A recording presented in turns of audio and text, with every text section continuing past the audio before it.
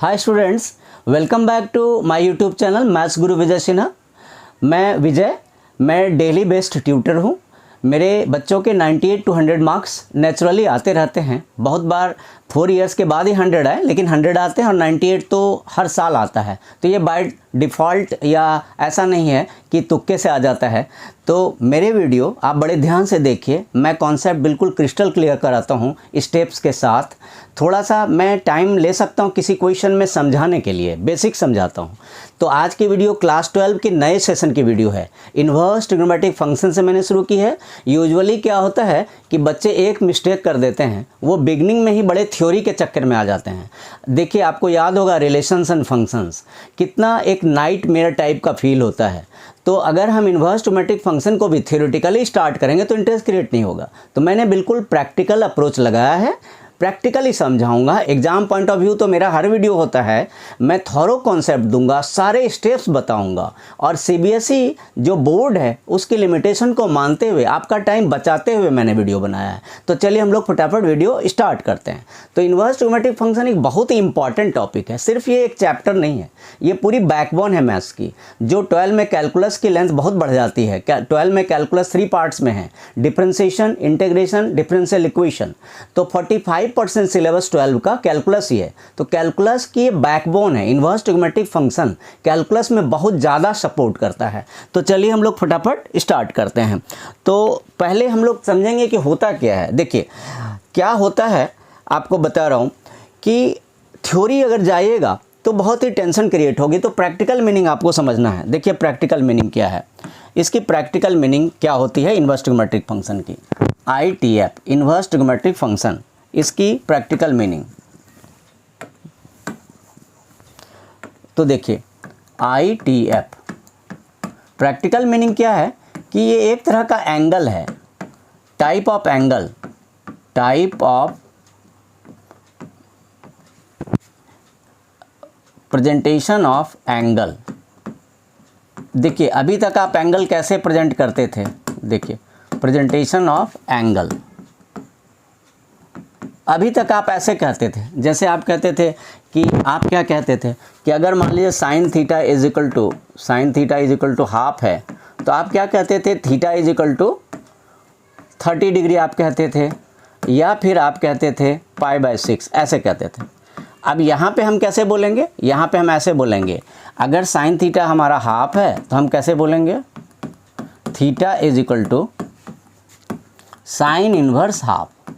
अब आप कहेंगे सर मुझे तो पहले से 30 डिग्री का पता है, तो मैं साइन इनवर्स हाफ क्यों लिखूं।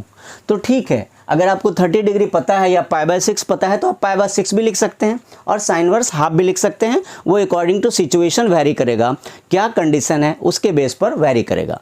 तो अब क्या होता है कि जैसे आप कहेंगे कि सर इसका जरा एडवांटेज तो बताइए, लिखने का फ़ायदा। देखिए कितना फ़ायदा है। जैसे मान लीजिए कि tan theta is equal to आपके पास है सपोज 3। क्या आपको पता है 3 थीटा में tan में कितने डिग्री की वैल्यू 3 होती है, आपको याद नहीं रहेगा। ये पूरे ट्रिग्नोमेट्रिक टेबल होती है, ट्रिग्नोमेट्रिक टेबल डेसिमल में भी होती है। तो क्या होता है यहाँ पर इन्वर्स ट्रिग्नोमेट्रिक फंक्शन बहुत काम आता है। तो अगर आप थीटा लिखेंगे तो tan इन्वर्स 3 लिखेंगे। थीटा क्या लिखेंगे आप, tan इन्वर्स 3। तो आपने देखा एडवांटेज, तुरंत एक एग्जांपल से पता चल गया कि हर जगह डिग्री तो मुझे याद होती नहीं। तो जब डिग्री नहीं होता है तो फिजिक्स में भी कभी कभी डिग्री का पता नहीं होता, हम इन्वर्स में छोड़ सकते हैं। कैलकुलस में या मैथ्स के डिफरेंट ब्रांचेज में हम क्या कर सकते हैं, डिग्री ना मिले तो हम इन्वर्स को ऐसे लिख कर छोड़ सकते हैं। अब सबसे पहली बात आप ये समझ लीजिए कि अगर हम साइन इन्वर्स एक्स लिखते हैं, जब हम लिखते हैं साइन इन्वर्स एक्स, तो साइन इनवर्स एक्स की मीनिंग ये नहीं है 1/sin x, नहीं है मीनिंग, दिमाग में रखना होगा आपको। अभी मैं आगे प्रिंसिपल वैल्यू ब्रांचेज की बात करूंगा। प्रिंसिपल वैल्यू ब्रांचेज मीन्स अभी तक आपने पढ़ा था ना कि साइन थीटा क्या, साइन 0 क्या होती है, साइन 30 क्या होता है, साइन 45 क्या होता है, साइन 60, साइन 90। आपने 11th में साइन 120, tan ऑफ 210 ऐसे पढ़ा, 210, 350 डिग्री, 320 डिग्री, 330 डिग्री, ये सब आपने पढ़ा। लेकिन क्या होता है यहाँ पर आपको दो चीज़ नहीं मिल रही है। अभी आप देख रहे हैं एक टेबल आपके सामने है, इस टेबल में आप क्या देख रहे हैं कि sign inverse, cos inverse, cosec inverse लिखी हुई है। तो इस टेबल को हम कहते हैं प्रिंसिपल वैल्यू ब्रांचेज। क्या कहते हैं इस टेबल को, प्रिंसिपल वैल्यू ब्रांचेज, और ये वाली चीज़ है, ये प्रिंसिपल वैल्यू ब्रांचेज ये है, ये इन्वर्स की प्रिंसिपल वैल्यू है। याद रखिए किसकी प्रिंसिपल वैल्यू है, ये प्रिंसिपल वैल्यूज ऑफ इन्वर्स है। तो आप देखिए, जैसे मान लीजिए अगर मैं इसे साइन थीटा बोलूँगा, जैसे ये मेरी साइन थीटा की वैल्यूज हैं, ये सारे वैल्यूज किसके, साइन थीटा तो नहीं बोलूँगा मैं ट्रिग्नोमेट्रिक फंक्शन, क्योंकि साइन ही सिर्फ थोड़ी है, कॉस है, टेन है, सब कुछ है। तो ट्रिग्नोमेट्रिक फंक्शन क्या बोल रहा है, ये ट्रिग्नोमेट्रिक फंक्शन, ट्रिग्नोमेट्रिक फंक्शन। जैसे ट्रिग्नोमेट्रिक फंक्शन क्या होते हैं बोलो, ट्रिग्नोमेट्रिक फंक्शन होता है जैसे sine theta, cos theta, tan theta, cot theta, ये सारे ट्रिग्नोमेट्रिक फंक्शन होते हैं। और इधर वाले जो एरो लगाया है मैंने, ये ट्रिग्नोमेट्रिक फंक्शन नहीं है, ये इन्वर्स ट्रिग्नोमेट्रिक फंक्शन है। क्या है ये, इन्वर्स ट्रिग्नोमेट्रिक फंक्शन। जैसे for example theta is equal to sine inverse x, इस टाइप का, मतलब ये इन्वर्स वाली साइड है। जो मैंने ये वाली एरो लगाई है, इधर वाली ये टिक लगा रहा हूँ मैं भी, ये जो टिक वाले हैं ये सारे क्या बता रहे हैं, ये इन्वर्स के वैल्यूज बता रहे हैं। और जो ये वाले वैल्यूज हैं आपके, जो मैंने इधर से राउंड राउंड बनाया है, ये किसके वैल्यू, राउंड वाले आपके साइन थीटा, ये देखिए sine theta, cos theta, cosec theta, sec theta, tan theta, cot theta. तो मैं फटाफट याद करा दूंगी, 11th तक में आपने ये सब पढ़ लिया है, क्लास 10 में भी बच्चे समझ जाते हैं ये सब चीज़ें। साइन थीटा की value -1 to 1 close bracket, cos theta की वैल्यू, ये मैं थीटा बोल रहा हूँ, देखिए मिडिल वाली जो बोल रहा हूँ ये पूरी जो राउंड राउंड लगाई है मैंने, देखो जिसमें मैंने राउंड राउंड लगाया है, ये राउंड राउंड वाले क्या हैं, सारे ट्रिग्नोमेट्रिक फंक्शन है। जैसे साइन थीटा की वैल्यू -1 से 1 तक हो सकती है इंक्लूडिंग, अच्छा कॉस थीटा की value -1 to 1 closed bracket show करता है, -1 भी इंक्लूड है, 1 भी इंक्लूड है। कोसेक थीटा की वैल्यू क्या होती है, सिर्फ -1 और 1 नहीं हो सकता, पूरे सारे रियल नंबर हो सकते हैं। कोसेक थीटा की वैल्यू सारे रियल नंबर हो सकते हैं, -1 और 1 नहीं हो सकता। सेक थीटा की वैल्यू सारे रियल नंबर हो सकते हैं, -1 नहीं हो सकता, 1 नहीं हो सकता। टेन थीटा की वैल्यू कोई भी रियल नंबर हो सकता है, कोई भी, तभी तो आप देख रहे हैं इन्फिनिटी तक जाती है। तो टेन थीटा की वैल्यू सबसे अलग होती है, कोई भी रियल नंबर हो सकता है। और उसी तरह कॉट थीटा की वैल्यू भी कोई रियल नंबर हो सकता है।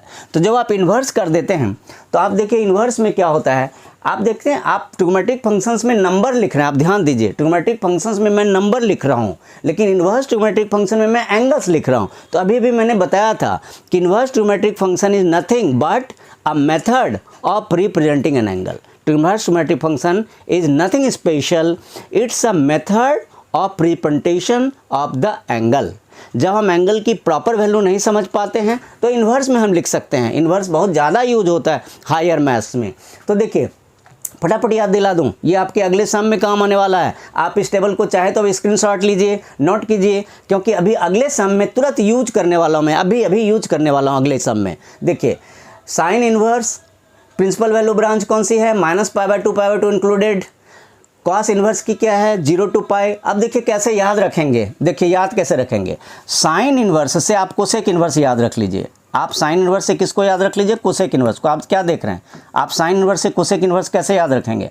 साइन इन्वर्स की जो प्रिंसिपल वैल्यू रेंज है -π/2 क्लोज्ड इंटरवल, उसमें से सिर्फ एक एलिमेंट 0 वैलिड नहीं है, बाकी सारे वैलिड हैं। 0 वैलिड नहीं है क्यों, कोसेक 0 क्या होता है, आप देखिए 0 क्यों नहीं वैलिड है। कोसेक 0 क्या होता है आपको पता है, तो 1/sin 0, 1/0 यानी कि इन्फिनिटी। तो इन्फिनिटी वैलिड नहीं है, इसलिए 0 एलिमिनेट करते हैं, 0 यूज़ नहीं करते। देखिए फिर सेक इन्वर्स, देखिए सेक इन्वर्स में कॉस इन्वर्स वाली वैल्यू है, आप यूज कीजिए, ध्यान दीजिए।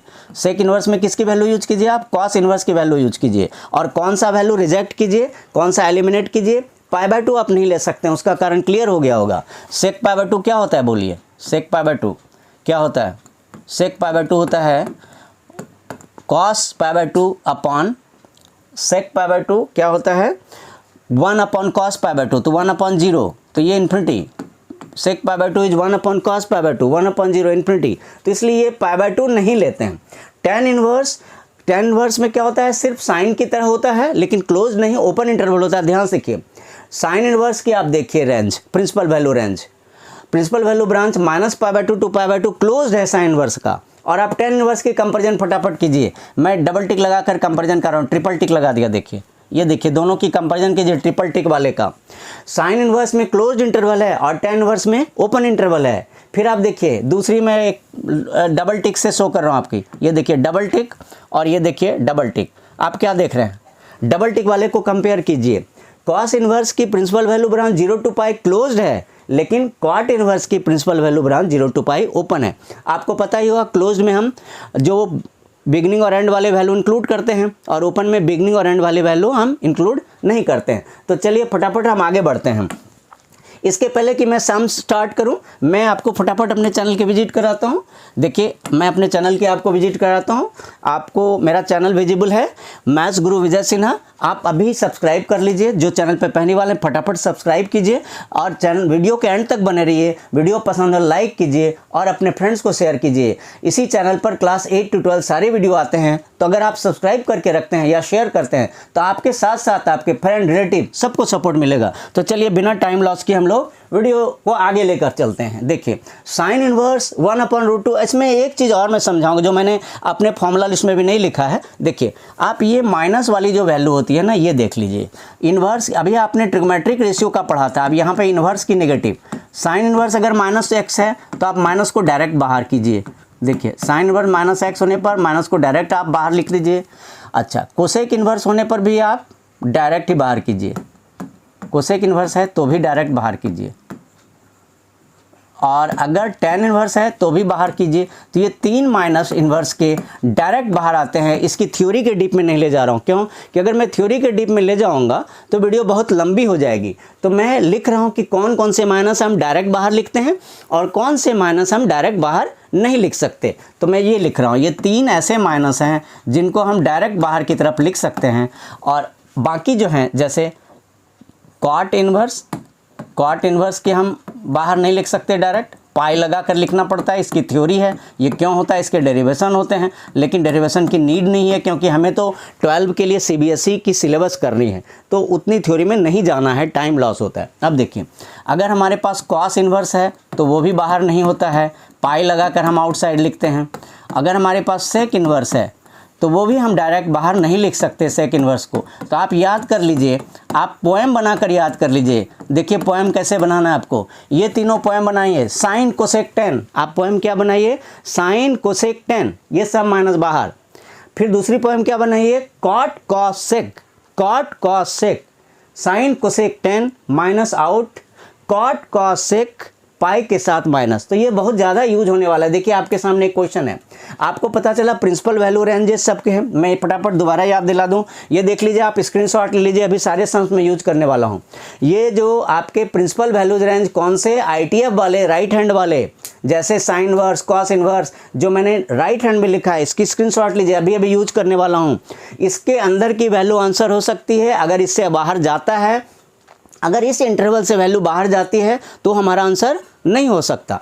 तो चलिए हम लोग फटाफट क्वेश्चन शुरू करते हैं। देखिए साइन इनवर्स 1/√2, तो क्या होता है, देखिए साइन इनवर्स 1/√2। अच्छा एक दो फॉर्मूला और आपको बता दूं जो कि मैंने लिखा नहीं है, एक दो फॉर्मूला इधर बता देता हूँ। देखिए अगर बिल्कुल सिमिलर इन्वर्स होता है, जैसे साइन इनवर्स के साथ साइन x होता है तो इसकी वैल्यू x होती है। उसी तरह अगर कॉस इनवर्स के साथ कॉस x होता है तो ये भी x होता है। मतलब इन्वर्स के साथ फंक्शन एलिमिनेट हो जाते हैं, कट जाते हैं। तो क्या है आपको दिमाग में रखना है, sine inverse sine, cos inverse cos, tan inverse tan, sec inverse sec, cot inverse cot, इस तरह जो भी सिमिलर मिलेंगे, और रिवर्स भी, उल्टा भी, अपोजिटली भी जैसे अगर मिलेगा, अगर आपको मिलेगा टेन बाहर मिलेगा और टेन इनवर्स अंदर मिलेगा तो भी, मतलब कहीं भी रहे, चाहे वो अंदर रहे या फिर बाहर रहे, अंदर हो या बाहर हो, आप एलिमिनेट कर देंगे। तो ये देखिए x है एटसेट्रा। तो क्या होता है आप दिमाग में रखिए, सिमिलर मिलते ही एलिमिनेट कीजिए। तो अब देखिए मैं करता हूँ, तो 1/√2 आपको पता ही है किसकी वैल्यू होती है, 1/√2 साइन 45 होती है। तो 45 को 45 नहीं लिखना है, इन्वर्स ट्रिग्नोमेट्रिक फंक्शन में आप डिग्री में मत लिखिए, आप रेडियन सिस्टम में लिखिए। तो 1/√2 साइन 45 साइन π/4 होती है, ये एलिमिनेट हो गया, आंसर आपका हो गया π/4। होप करता हूँ वीडियो आपकी बिल्कुल क्लियर हो रही होगी, कॉन्सेप्ट आपके क्लियर हो रहे होंगे। आप लाइक करते जाइए और अपने फ्रेंड के साथ शेयर करते जाइए। नेक्स्ट क्वेश्चन देखिए, नेक्स्ट क्वेश्चन मैंने निगेटिव वाला लिया है। तो निगेटिव वाले में आप याद कीजिए कि कॉट इनवर्स x को मैंने खोला खोला था कैसे, अभी अभी जो पिछले पेज पर किया था, कॉट इनवर्स एक्स को मैंने कैसे ओपन किया था, मैंने पाई से ओपन किया था, याद रखिए। माइनस हट जाता है, पाई से ओपन होता है और माइनस हट जाता है। तो देखिए यहाँ पे आप पाई से ओपन कीजिए, कॉट इनवर्स को पाई से ओपन कीजिए और माइनस को रिमूव कर दीजिए, तो क्या होगा, पाई माइनस कॉट इनवर्स 1/√3। तो अब 1/√3 कॉट में किसकी वैल्यू होती है, आप याद कीजिए। 1/√3 कॉट में किसकी वैल्यू होती है, tan में जो √3 है उसका रेसिप्रोकल है, tan√3 पाई/3 60 डिग्री होती है, तो 1/√3 भी 60 डिग्री होगी। तो ये कॉट में कितनी डिग्री है, 60 डिग्री, पाई/3 60 डिग्री को कैसे लिखते हैं हम, पाई/3 लिखते हैं। तो ये हुआ पाई माइनस पाई/3, माइनस करने पर हुआ 2π/3। अब देखिए बच्चे कभी कभी ऐसा भी कर सकते हैं कि जैसे क्वेश्चन आया तो बच्चे जब बड़े क्वेश्चन में करेंगे तो ध्यान रखिए आप यहाँ डायरेक्ट पहुँच सकते हैं। देखिए यहाँ पे आप डायरेक्ट पहुँच सकते हैं, ध्यान दीजिए, मैंने एरो लगा दिया। मिडिल के स्टेप आप बड़े क्वेश्चन में स्किप कर सकते हैं, छोटे में भी बच्चे कर सकते हैं। एमसीक्यू में अगर आता है तो कुछ स्टेप की तो कोई बात ही नहीं उठती। तो नेक्स्ट क्वेश्चन हम लोग करते हैं। देखिए नेक्स्ट क्वेश्चन में मैंने 3 क्वेश्चन को मिलाया हुआ, आप देख लीजिए क्या क्या। देखिए tan inverse 1 plus cos inverse -½ plus sine inverse -½ ये क्वेश्चन इंपॉर्टेंट है, 2 मार्कर में भी आ सकता है। जो सिंगल वाले हैं 1 मार्कर, ये 2 मार्कर, या कभी कभी एमसीक्यू में भी आ सकता है। तो चलिए हम लोग इसको सॉल्व करते हैं।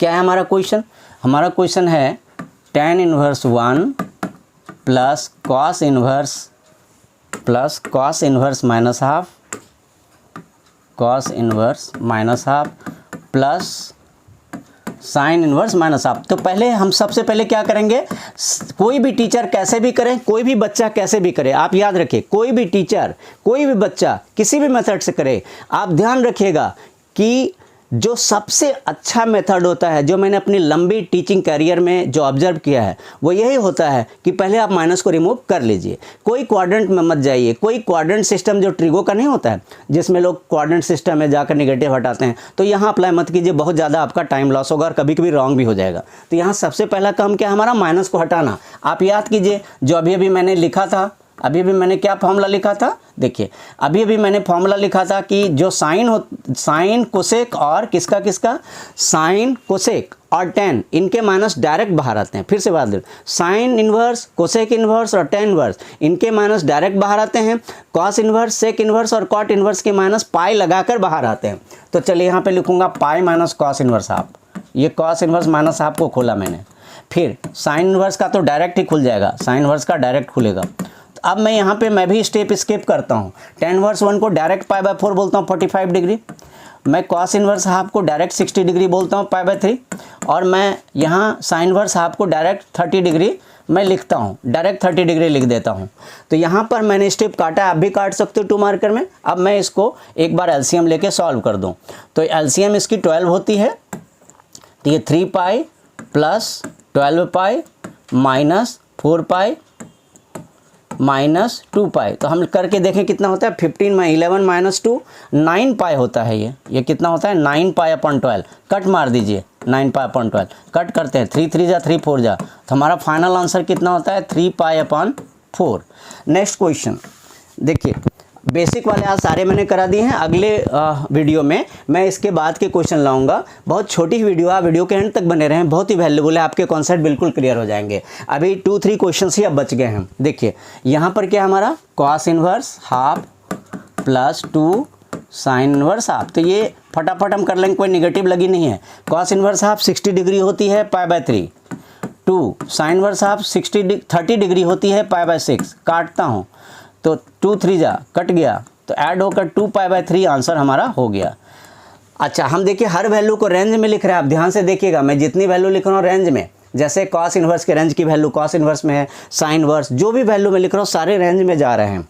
नेक्स्ट क्वेश्चन देखिए, ये डायरेक्ट क्वेश्चन है, एमसीक्यू है, डायरेक्ट क्वेश्चन है। इसमें इन्होंने क्या पूछा है, मैं आपको 5 सेकंड का टाइम देता हूँ, जज कर लीजिए। तो y = साइन इनवर्स x, तो घुमा फिरा कर उन्होंने किसकी वैल्यू पूछा है, घुमा फिरा कर उन्होंने किसकी पूछा है, साइन इनवर्स x की वैल्यू। आप याद कीजिए साइन इनवर्स का रेंज क्या होता है, हम लोगों ने क्या लिखा था, साइन इनवर्स का प्रिंसिपल वैल्यू ब्रांच हम लोगों ने ऐसे लिखा था, याद कीजिए। ये देखिए साइन इनवर्स x की प्रिंसिपल वैल्यू ब्रांच हम लोगों ने इस तरह लिखा था, तो आपका आंसर क्या हो जाता है, क्लोज्ड इंटरवल वाला आंसर हो जाता है आपका बी। देखिए आंसर कौन सा हो जाता है, B. Next question last question है, आप वीडियो के अंत तक बने हुए हैं, इसके लिए आपका थैंक्स बोलता हूँ। अभी तक जिन्होंने सब्सक्राइब नहीं किया सब्सक्राइब कर लीजिए, लाइक करते जाइए, वीडियो को आगे बढ़ाइए अपने फ्रेंड्स और रिलेटिव्स तक, और शेयर जरूर कीजिए। देखिए ये क्वेश्चन यहाँ पे डबल है, तो मैं सॉल्व करूँ इसको। देखिए tan inverse root three minus sec inverse, तो हम लोगों ने क्या पढ़ा था, किसके किसके माइनस डायरेक्ट बाहर आते हैं, sine inverse cosec inverse tan inverse के साइन माइनस बिल्कुल बाहर डायरेक्ट आ जाता है, कॉस इनवर्स सेक इनवर्स और कॉट इनवर्स की साइन पाई लगाकर बाहर आती है। तो चलिए, तो ये tan इनवर्स रूट थ्री ही रह गई। अब देखिए यहाँ पे पाई लगाना होगा, पाई माइनस सेक इनवर्स 2। अब आप वैल्यू टेबल दिमाग में रखिए, हो जाएगा। रूट थ्री tan में कितनी डिग्री होती है, 60 डिग्री होती है। अच्छा, फिर 2 सेक में कितनी डिग्री होती है, देखिए cos 60 अगर हाफ होती है तो सेक 62 होगी, अगर cos 60 हाफ होती है तो सेक 62 हो जाएगा। तो ये 60 डिग्री बना, तो π/3 बना। तो अगर हम इसको सॉल्व करते हैं तो होता है π/3 माइनस पाई प्लस π/3। तो हम एक बार एलसीएम लेकर के इसको ऐड कर दें, तो एलसीएम लेके ऐड करें तो क्या होगा, एलसीएम हमारी 3 हो गई, pi minus 3 pi plus pi, तो ये 2 पाई माइनस 3 पाई, तो माइनस π/3 कौन सा आंसर है, वो हो जाएगा माइनस π/3, हमारा ऑप्शन बी है। तो आंसर कौन सा हो जाएगा आपका, बी। इस क्वेश्चन के साथ आज की वीडियो वाइंड अप करता हूं, और मैं बहुत ही जल्दी एक बहुत ही अमेजिंग वीडियो के साथ मिलता हूं। अभी मैं ITF को कंटिन्यू करूंगा। अगला वीडियो आपके लिए बहुत ही ज़्यादा इंपॉर्टेंट होने जा रहा है, क्योंकि आपकी कॉन्सेप्ट आज बेसिक वाली तो क्लियर हो गई है, लेकिन अभी फॉर्मूला बचे हुए हैं, प्लस का फॉर्मूला, माइनस का फॉर्मूला, और आगे मिसलेनियस बची हुई है। तो मैं सीरीज में वीडियो ला रहा हूँ, एक वीडियो बहुत लंबी बनाऊंगा तो आपके लिए थोड़ा सा मोनोटोनस हो जाएगा। सी यू सून, थैंक यू, जय हिंद।